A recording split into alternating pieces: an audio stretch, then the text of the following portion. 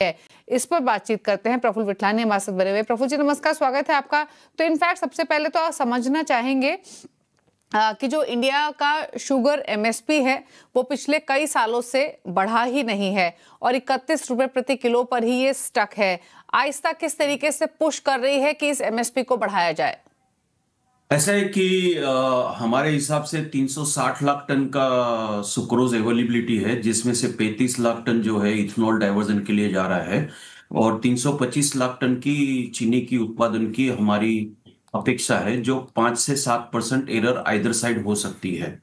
और ये इतनी दिक्कत का टाइम होने जा रहा है कि वर्ल्ड में सरप्लस, इंडिया में सरप्लस। तो निर्यात की जो 15 लाख टन की एक रियायत और जो हमें 50% एक्सपोर्ट ड्यूटी मोलासिस के लिए निकाली गई है, ये दोनों स्टेप्स तो एक बैंडेड जैसे है, जिससे कुछ इंडस्ट्री को फायदा होने वाला नहीं है। और मैं कल आइस्ता की ओर से श्री अजीत पवार साहब को मिला था, जो हमारे डिप्यूटी चीफ मिनिस्टर है और महाराष्ट्र का हमेशा एक या यूपी या महाराष्ट्र हाईएस्ट स्टेक रखती है शुगर प्रोडक्शन में।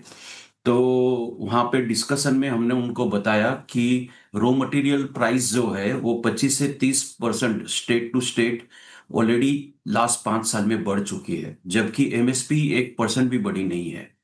तो मिनिमम 20% एमएसपी का एक इंक्रीमेंट की जावे। और दूसरा हमने ये एक डिमांड स्टेट लेवल पे ये यानी से एक सेंट्रल गवर्नमेंट के लिए मांगी थी, जो सेंट्रल गवर्नमेंट को तो हमने ऑलरेडी काफी बार बोल चुके हैं कि एमएसपी बढ़ाओ करके, पर वो रिजल्ट नहीं आते हुए हमने कल डेप्यूटी चीफ मिनिस्टर जी से, क्योंकि उनको शुगर का अच्छा नॉलेज है, तो उनको हमने कहा था कि आप इसमें हमें हेल्प कीजिए। तो उन्होंने बताया कि स्टेट गवर्नमेंट से क्या चाहिए आपको। तो हमने बोला सर, नजदीक के स्टेट कर्नाटक ने 50 रुपया पर टन एफआरपी सब्सिडी देके एक हेल्प की है। महाराष्ट्र तो हम लोग तो 250 रुपया पर टन ज्यादा दे रहे हैं उनसे। तो ये जो 250 रुपये का जो गैप है कॉस्ट ऑफ प्रोडक्शन में कर्नाटक और महाराष्ट्र के बीच में, तो कम से कम आप 10 रुपया पर टन से लेके 100 रुपया पर टन से 250 रुपया पर टन का आप एक सब्सिडी दीजिए। जिसमें उन्होंने दो बातें हमें बताई कि सेंट्रल गवर्नमेंट से वो ये एमएसपी के बारे में जरूर बताएंगे। ये मेरी कल उनके साथ दोपहर को 4 बजे मीटिंग हुई थी और उन्होंने बोला कि मेरे से हो सके उतना मैं जल्दी कोशिश करूंगा एमएसपी के लिए।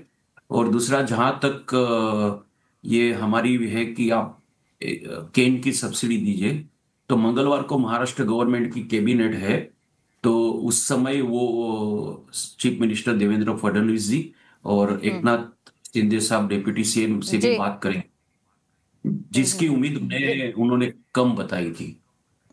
Okay, okay.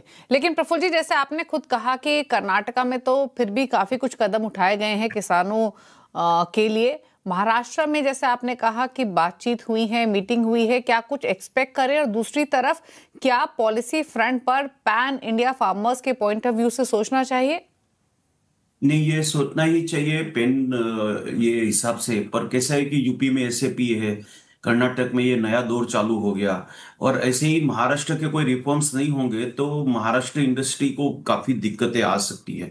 जहां तक आपने पूछा कि उम्मीद कैसी रहेगी, मुझे कल की मीटिंग से रिस्पेक्टेड अजीत दादा ने काफी सीरियसली ये मैटर ली है। और मैंने कहीं आज न्यूज़पेपर में भी पढ़ा था कि कर्नाटक के चीफ मिनिस्टर जी ने प्रधानमंत्री जी से भी मुलाकात की है। तो मुझे उम्मीद है कि काफी जल्दी कुछ अच्छी खबर आ सकती है। ओके, चलिए एक्सपेक्ट तो यही करेंगे कि कुछ पॉजिटिव यहाँ पर आगे निकल कर आए। Thank you Prafull ji, quickly अपने व्यूज देने के लिए इस खबर पर। और